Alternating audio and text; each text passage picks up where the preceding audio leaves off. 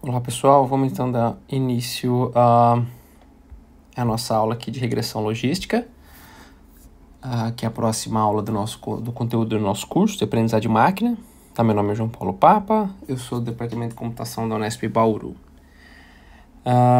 Então basicamente o que a gente vai ver agora é uma técnica de classificação de padrões, ou seja, a ideia agora não é mais realizar uma regressão, como a gente tinha aprendido com a regressão linear, mas sim estimar a classe, né, ou o rótulo de uma determinada amostra, tá? Ou seja, de maneira similar à regressão logística, nós ainda temos as características de entrada, né?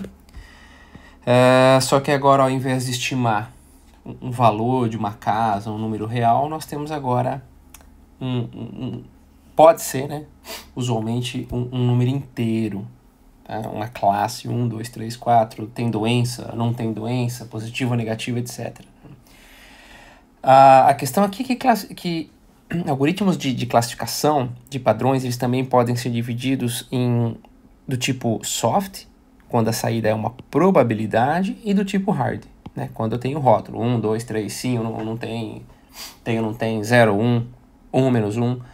Na prática, são todos iguais. O que diferencia eventualmente é se a técnica precisa de um 0, de 1, ou de um menos 1, ou de 1 por conta do sinal, para poder funcionar, né?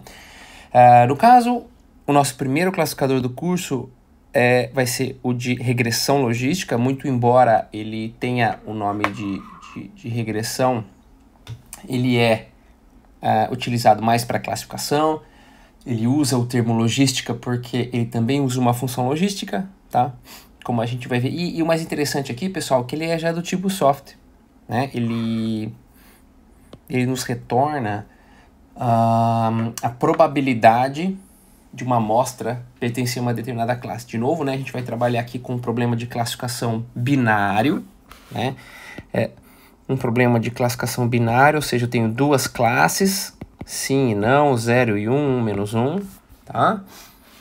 E eu tenho um problema, por exemplo, num contexto, né, de aplicações médicas, eu quero verificar se um dado paciente tem ou não uma doença. Nesses contextos é muito mais interessante eu ter um classificador tipo soft, ou seja, eu dou uma probabilidade de o paciente ter ou não a doença, e o médico ele decide o que fazer, né? Porque uma coisa que a gente deve levar em consideração com classificadores probabilísticos é a questão da calibração, tá? Do modelo. Calibração. O que isso quer dizer, né?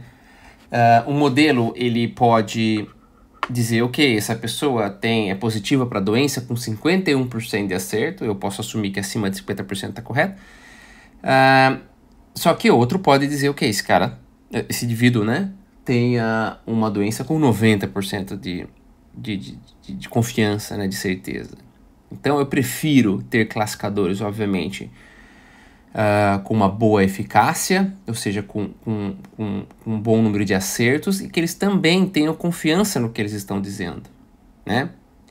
Ou seja, que eles sejam calibrados, né? Então eu prefiro classificadores que acertem com 90%, 95%, 80% que seja de confiança, do que classificadores que acertem com 50%, 60% de confiança, tá? Então, obviamente, se eu assumir que acima de 50% é acerto, eles vão acertar de qualquer forma, tá? Por isso que é importante essa questão da calibração em técnicas que são do tipo soft, tá? Então, qual que é o nosso problema novamente? Agora eu tenho, então, um conjunto de dados, né, com Z amostras, né? Então, na prática aqui, eu tenho meu conjunto de dados. Eu tenho aí Z amostras. Cada amostra, ela meu xi, né, ele pertence a... Eu tenho aqui um x2, né, que ele pertence aqui a RDN mais 1, né? Onde N é o número de features, eu tenho aquele x0, lembra que a gente utilizou aquele x0 no caso da regressão linear, né? E falamos que ele era igual a 1. Para multiplicar com o W0, né? E termos, então, W transposto X, tá? Agora, o meu YI, pessoal, vamos supor que ele, como ele é, ele pode assumir qualquer valor entre 0 e 1, tá? Muito embora seja um valor real aqui, como eu disse para vocês, a regressão logística ela é um classificador do tipo soft. Então, ela vai me retornar uma probabilidade que depois a gente vai transformar numa classe, tá? Ainda temos a questão do particionamento dos dados, né? Então, eu vou tomar meu conjunto de dados e vou dividir em duas partições, em que a união delas, a intersecção delas é vazia, a união dá o todo. E, basicamente, meu problema é aprender uma função h, né? Onde eu entro com uma amostra x. E eu quero dizer, então, qual é a probabilidade de ela pertencer a determinada classe ou não, né? Então, e por que a gente usa uma função logística, uma função sigmoide? A gente vai utilizar essa função porque ela possui umas propriedades muito legais, porque a entrada da minha função, né, o domínio dela, então, é um A aqui, né, número real. Só que é interessante a saída está entre 1 e 0, tá? Onde nesse ponto aqui eu vou ter o que a gente fala que é 50%. Então a equação 1 nos mostra como que é a função sigmoide, né? Então é basicamente 1 sobre 1 mais e elevado a menos a, né? A é o nosso parâmetro de entrada. Então ela tem esse formato, né? Ela tem um formato de S. Geralmente a gente chama essa família de função de S-shaped, né? Porque nós temos outros tipos de gaussianas com diferentes formatos, né? Gaussianas com os S mais alongados, tá? Menos alongados, e assim sucessivamente. Tudo bem? Então elas têm essas propriedades aí. A principal propriedade dela é que ela tá aí entre 0 e 1, né? O domínio dela. O inconveniente é que ela eventualmente ela satura muito rápido, né? O que é saturar? Aqui mais ou menos em 4.6, 5 ela já atinge o 1, né? E aqui também menos 5, menos 4.6 ela já satura, já chega no 0. A gente vai ver na aula de redes neurais porque que isso não é muito bom, tá? Vamos lá. Então, como é que funciona um regressor logístico, pessoal? Vamos fazer o seguinte, ó, vamos assumir, então, que o nosso... Vou trocar uma cor aqui. Então, eu quero obter uma saída, lembra aquela nossa função hipótese, né? Que nós tínhamos no regressor linear. Então, basicamente, o que eu estou fazendo aqui agora é o que, né? Trocando o nosso A, tá? Que estava ali na equação 1, por W transposto X, tá? E W transposto X agora, que era a nossa mesma equação do hiperplano, que nós já conhecemos, né? O que vai acontecer agora? Então, naquele nosso gráfico da função sigmoide, né? Comentei com vocês, então o que acontece, né? Se o A tem um valor maior ou igual a 5, o G de A vai ficar nessa porção aqui da sigmoide. Caso ele tenha um valor menor do que 5, ele fica nesse lado. Então, na prática, o que acontece, né? Para todo mundo que está aqui desse lado, eu tenho uma probabilidade de 0,5, ou na prática, né? De 50% de pertencer à classe 1, por exemplo, tá? Ou seja, todos que caírem deste lado, ou seja, quando é que eu caio deste lado? Quando o A é maior ou igual a 0, ou seja, quando W transposto X é maior ou igual a 0. Ou seja, então, o que acontece, né? Suponha que quando eu tenho uma amostra X, eu calculo W transposto dela. Se for maior ou igual a 0, eu digo então que tem 50% a chance, né? De pertencer à classe 1 é maior ou igual a 50%. Né? Quando W transposto X é igual a 0, então tem 50% de chance. Né? De maneira análoga, né? Quando W transposto X for menor do que meio, menor do que 0, perdão, então eu vou ter uma probabilidade menor do que 50% de aquela amostra pertencer à classe 1. Ou seja, né, se W transposto X tiver um valor muito pequeno, vai ter uma probabilidade praticamente zero de pertencer à classe 1, ou seja, ele pertence à classe 0. Tudo bem? Então, seria essa a ideia. Tá? Então, é interessante aqui a gente ficar atentos, né? Nós ficarmos atentos à questão do que significa, então, o meu W transposto X nesse momento, né? Então, na prática, nós sabemos que tudo vai depender do valor de W transposto X, tá? Se ele for maior que 0, eu vou ter uma probabilidade maior do que 50%, né? Se ele for igual a 0, isso me dá uma probabilidade de 50%, que seria exatamente esse ponto aqui na minha função logística.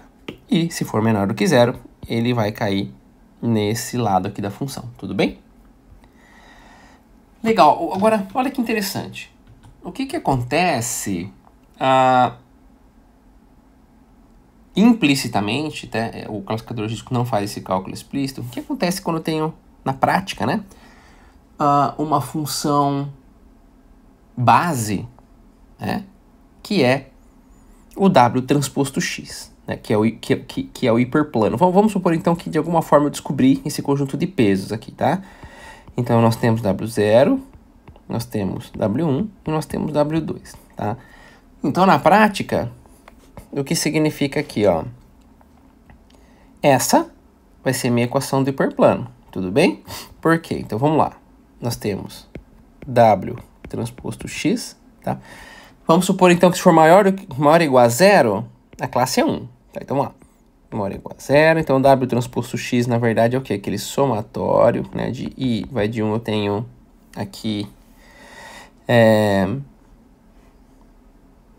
M amostras no treinamento de quem?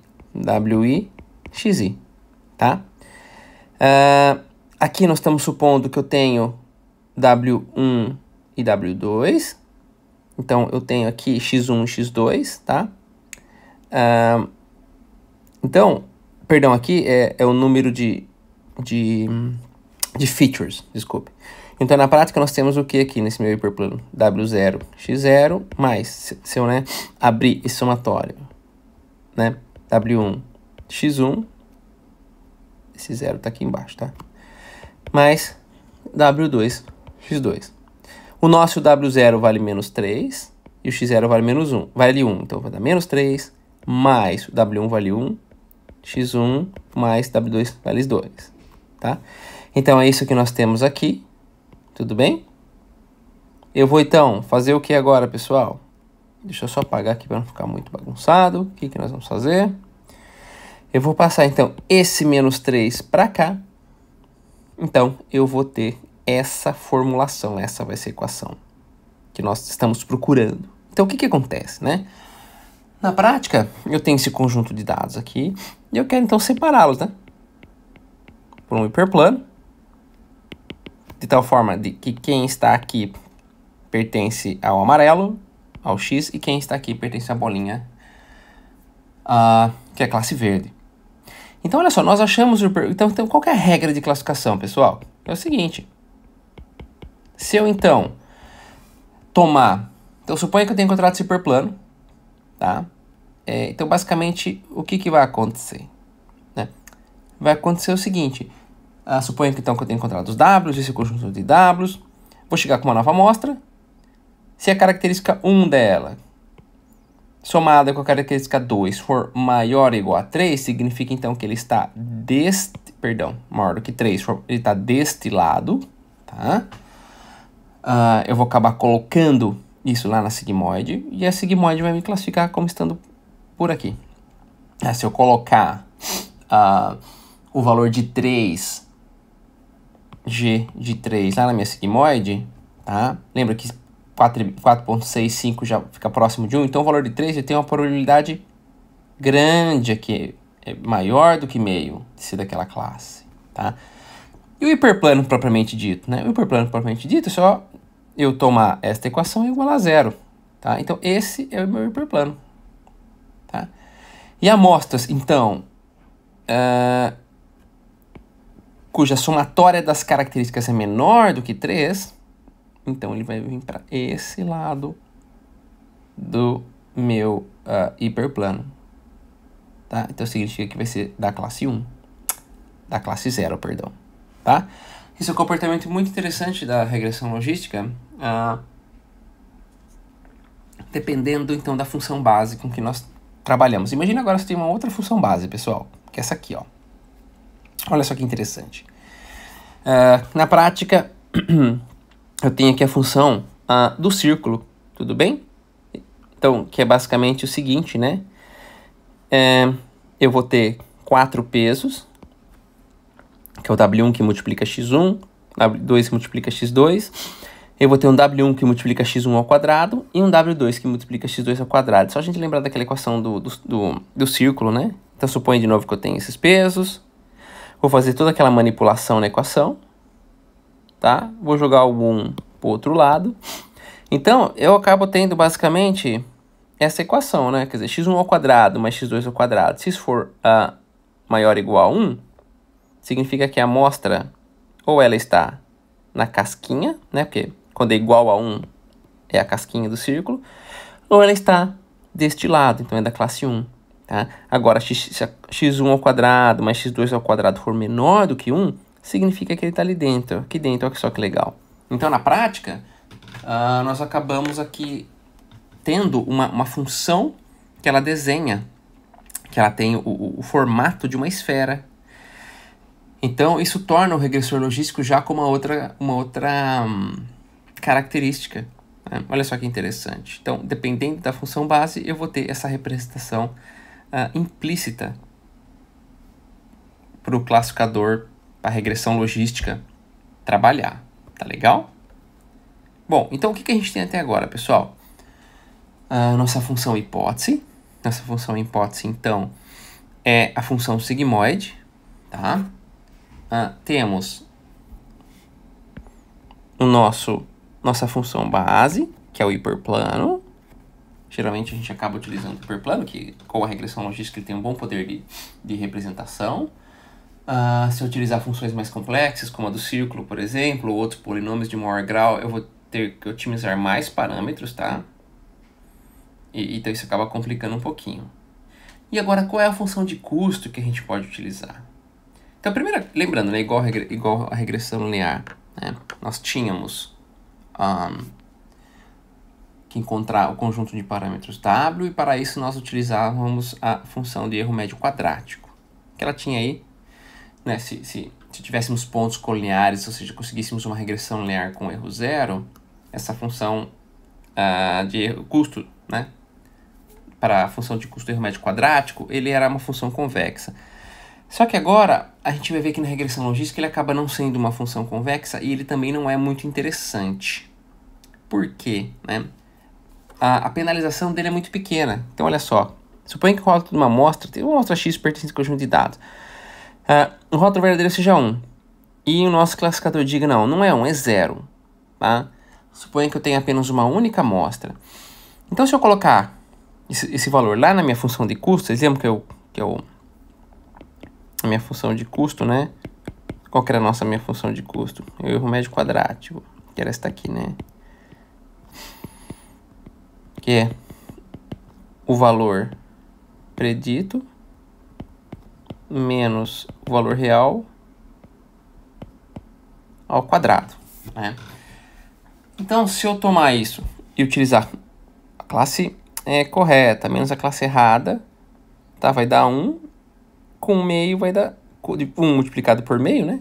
Que é daqui, vai dar meio. Ou seja, eu tive um erro e ao invés de eu ter uma penalização muito grande, ou seja, uma penalização que vá para o infinito, eu só tive essa penalização de meia unidade, o que é muito pouco para o nosso classificador aprender. Né? Lembra que eu havia comentado com vocês do erro médio quadrático, isso aqui. Esse expoente é o que dá a penalização para nós.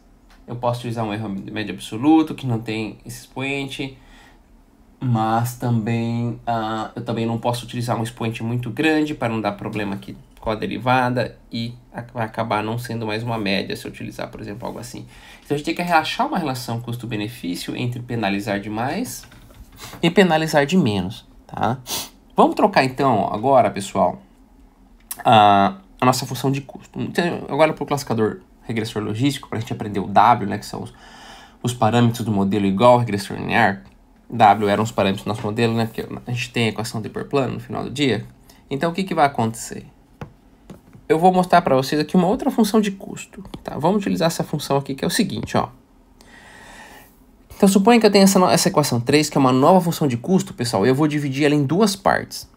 Primeiro, para quando a classe verdadeira é 1. Segundo, para quando a classe verdadeira é 0. Então, vamos assumir agora quando a classe verdadeira é 1. Então, o que vai acontecer? Menos log de alguma coisa vai ter esse formato aqui, dado pela essa funçãozinha azul. Então, o que vai acontecer? Olha só. Nesse caso, pessoal, se a classe... Olha só. Se a classe verdadeira for 1 e eu falar que ela é 0, ou seja, um erro, então o que vai acontecer? Vai dar menos log de 0. A gente pode ignorar esse menos aqui. E, ou seja, o log de 0 é uma coisa muito grande, né? Vai para o infinito, tá? Não existe. Ao passo que se eu acertar, ou seja, se a classe for 1 e eu falar não, o que é 1, então vai dar o quê? Menos log de 1, tá? Se eu ignorar esse menos também, vai dar 0.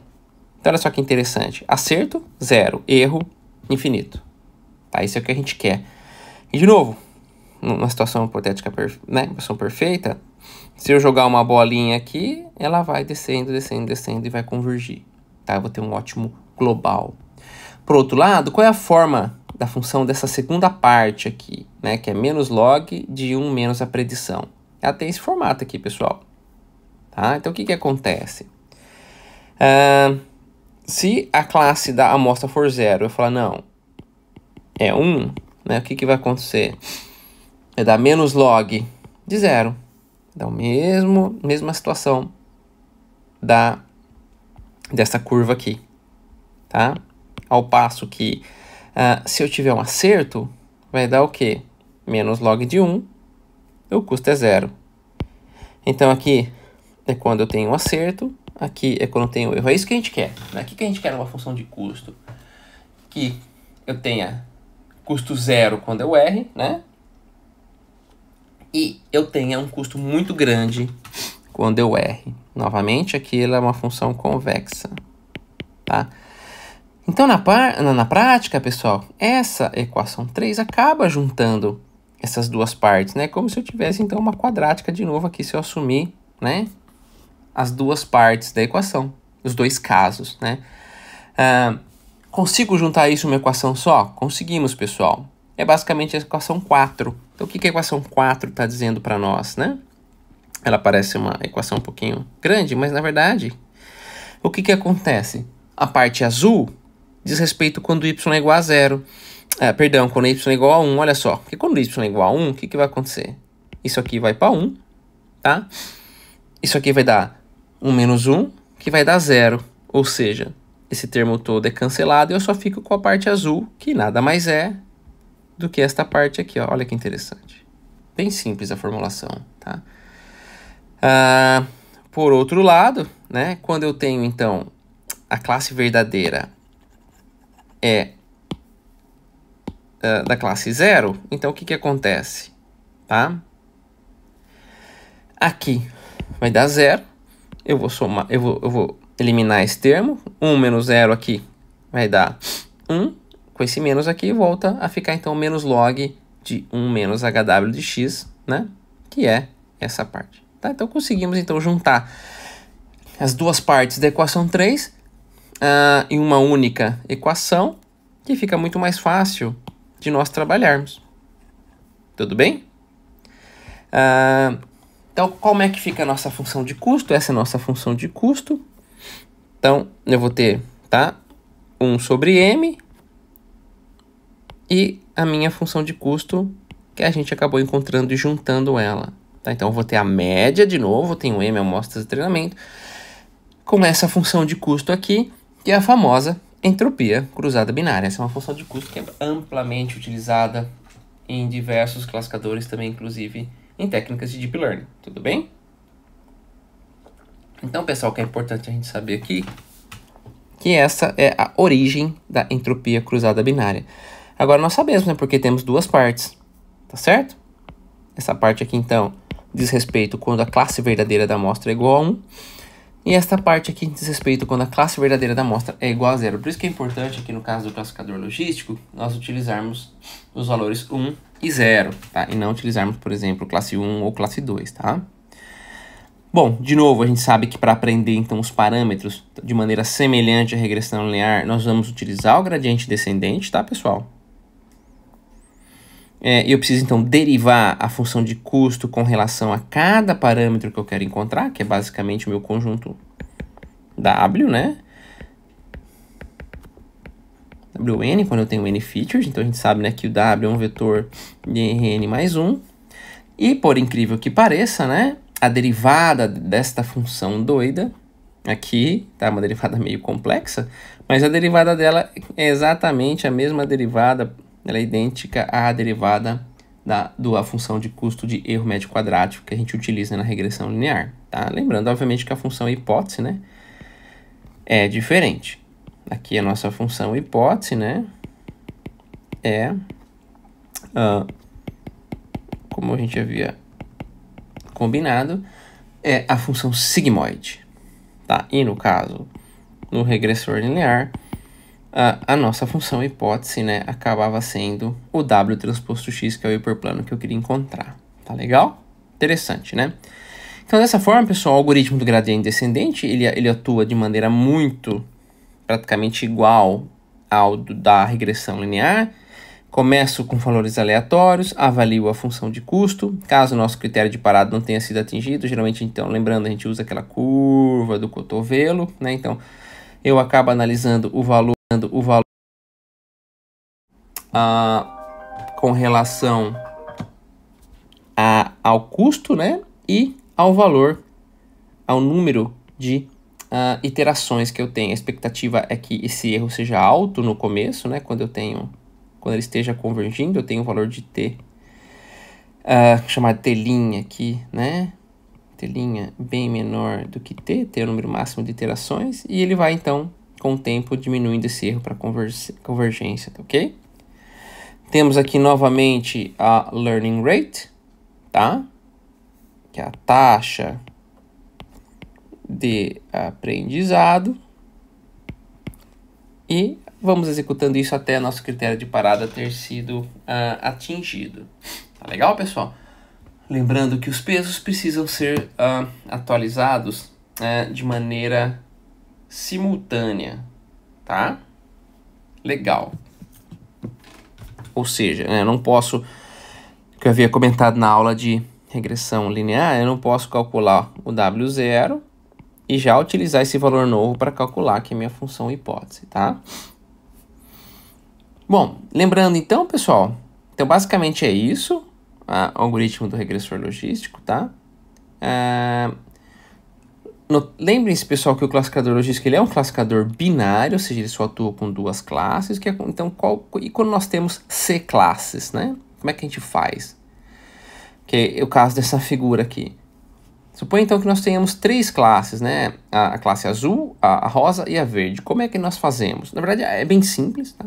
Eu tenho diversas estratégias para lidar com a questão de classificadores multiclasses. Tem one versus one, por exemplo, one versus all. Aqui a gente vai usar a abordagem one versus all, que é basicamente o seguinte, olha. One versus all significa uma classe versus todas. Então, aqui nós temos três classes, né? C igual a 3, nós vamos ter que treinar três classificadores logísticos. Da mesma forma que nós fizemos aqui, tá? Com esse algoritmo do gradiente descendente. Como é que isso funciona? Então, one versus all. Então, eu assumo primeiro que eu tenho a classe azul contra todas. Tá? Então, por exemplo, isso aqui pode ser a classe 1, isso pode ser a classe 0. Treino um classificador logístico. Depois eu assumo, por exemplo, a classe rosa contra todas. Treino um classificador logístico para isso. Depois eu assumo que eu tenho a classe 3 e todo mundo pertence a uma outra classe, por exemplo, né? Classe 1 e classe 0. E treino um classificador. Então, na prática, eu vou ter H1, que é um classificador logístico especializado na classe azul. Esse vai ser especializado na classe rosa. E o 3 vai ser especializado na classe verde, tá? E na prática, no final do dia, temos essa equação 7, que ela nos diz o seguinte: qual vai ser o rótulo dessa minha amostra X, que eu não sei, né? Então, o rótulo, quer dizer, o meu Y, vai ser quem? Vai ser o I que maximiza essa saída, ou seja, suponhamos então que nós temos 3 classes, eu vou ter quem? O H1 de W de X, ele falou, olha, essa amostra X, ele tem uma probabilidade de 80% de ser azul.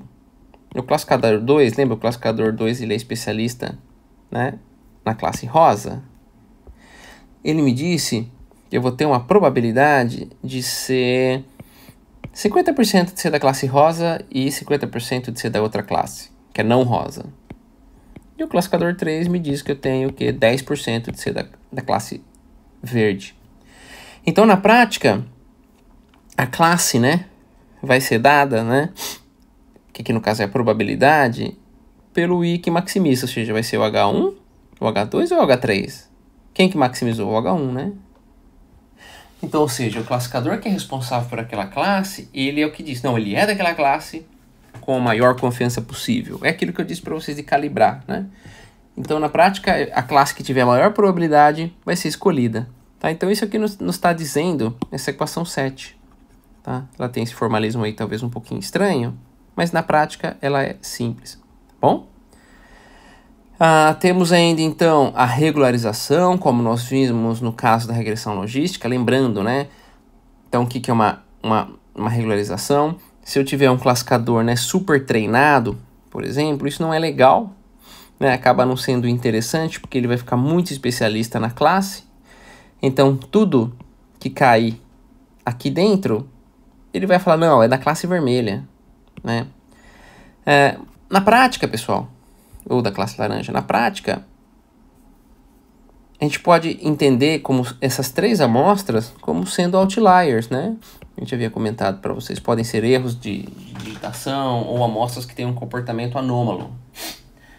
E o que eu quero dizer é que, probabilisticamente falando, para um conjunto de teste, essas amostras não devem ser representativas, o que significa que se eu tiver uma amostra aqui no conjunto de teste que eu não sei qual é a classe dela, esse meu classificador subtreinado vai falar que é da classe verde.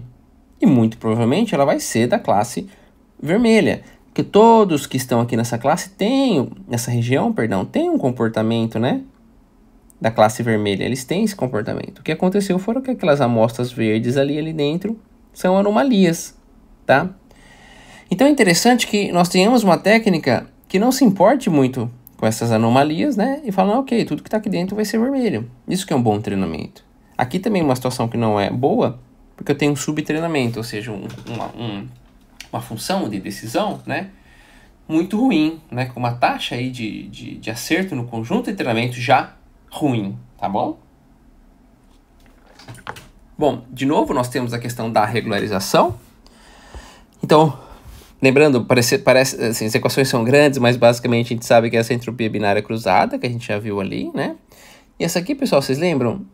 É o termo de regularização, igual nós utilizamos na regressão linear, né? Esse aqui é um termo de regularização.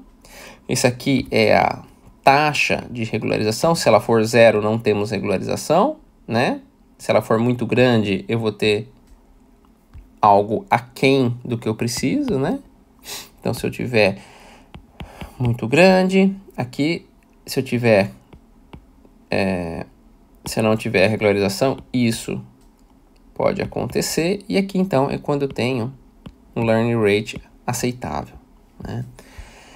Então, para minha nova função de curso, eu vou ter que derivar agora, né? Então, na prática, como o W0 não entra na regularização, a equação aqui é a mesma, a derivada. O que vai mudar agora, então, é a derivada considerando o termo de regularização, né, que na prática acaba sendo também tranquilo. O que vai acontecer, então, basicamente, que esse 2 aqui vai cancelar esse 2 aqui, e nós vamos ficar aqui com esse termo. Tudo bem? Então, basicamente, é muito parecido aí com o regressor linear. E aqui nós temos, então, um algoritmo do gradiente descendente para regressão logística atualizado com a derivada da função de custo, levando em consideração a regularização. Lembrando, então, pessoal, que não existe uma maneira fechada com uma equação para estimar esse par, né, de parâmetros, que eles, né, na prática eles são importantes. Usualmente, né, o que a gente faz é... Nós temos que... Aqui nesse caso a gente utiliza o que a gente chama de grid search, né? Que é basicamente... A gente fala grid search, né? Porque eu tenho aqui pares de valores para alfa, né, e lambda. Eu escolho um range para eles. E para cada parzinho, por exemplo, alfa valendo 0,1 e lambda valendo 0,01. Eu, então, tomo meu conjunto de treinamento, divido em treinamento e validação, treino e classifico, tá? Treino no conjunto de treinamento e classifico no conjunto de validação. Vou fazendo isso para todas as possibilidades aqui, que eu acabei estipulando. E daí, no final do dia, eu vou tomar, então, o par, né? Eu vou chamar aqui de alfa asterisco e lambda asterisco, que maximiza a taxa de acerto no conjunto de validação, né? Então, eu tenho meu conjunto de treinamento, x1, vou dividir ele em um novo conjunto de treinamento, em um conjunto de validação, faço esse grid search. Após encontrar esse conjunto de valores, eu faço de novo a união do treinamento e validação para voltar no meu conjunto de treinamento original. Aí eu executo mais uma etapa de treinamento utilizando esse conjunto de parâmetros ótimos. Então, geralmente é isso que a gente faz, né? Quando eu quero utilizar parâmetros, né? Perdão, otimizar esses parâmetros. Algumas bibliotecas implementam o cross-validation. O que é o cross-validation na prática, né? Eu basicamente executo esse procedimento de divisão de treinamento e validação. Pode ser 70%, 30%, 50%, 50%. Com várias configurações, porque essa divisão é feita de maneira aleatória, né, pessoal? Então, se eu estou falando, eu usei um cross-validation fivefold, significa então que eu vou executar esse procedimento aqui 5 vezes, tá?